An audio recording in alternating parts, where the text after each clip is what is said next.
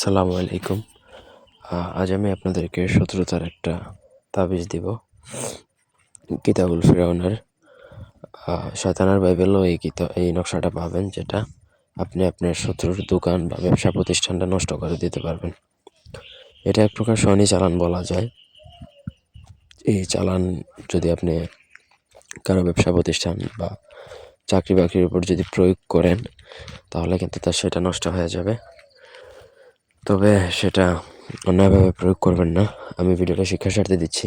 তবে হ্যাঁ, একান্ত যদি আপনি আপনার শত্রু দ্বারা অধিক ক্ষতিগ্রস্ত থাকেন, তাহলে ডেফিনেটলি এটা প্রয়োগ করতেই পারেন। এটা ব্যক্তিগত যে কোনো প্রয়োজন কিংবা যে কোনো কাজের জন্য স্ক্রিনে দেওয়া নাম্বারে সরাসরি ফোনে, হোয়াটসঅ্যাপে অথবা ইমোতে যোগাযোগ করে যে কোনো কাজ করাতে পারবেন, দেশে কিংবা দেশের বাইরে থেকে।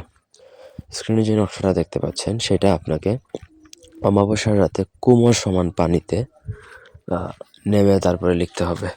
পুরো নকশাটা আপনাকে লেখা কমপ্লিট করতে হবে ক্রমশমান পানিতেই, মানে বাম হাতের তালুতে মানে ভুজপাতা রাখবেন, ডান হাত দিয়ে লেখা কমপ্লিট করে ফেলতে হবে। এইভাবে আপনাকে একটু কষ্ট করে লিখতে হবে।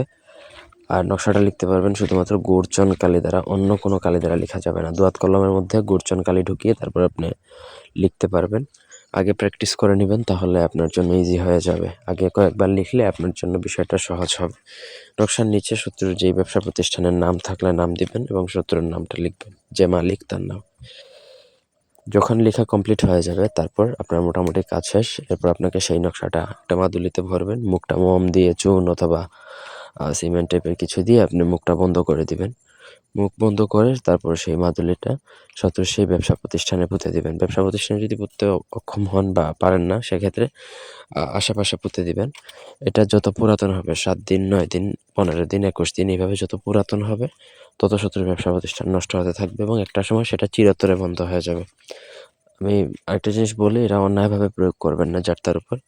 আপনি যদি শত্রুর দ্বারা আসলেই খুব বেশি ক্ষতিগ্রস্ত হয়ে থাকেন, তখন আপনি চাইলে এটা তার উপর প্রয়োগ করতেই পারেন। ধন্যবাদ সবাইকে। আল্লাহ হাফেজ।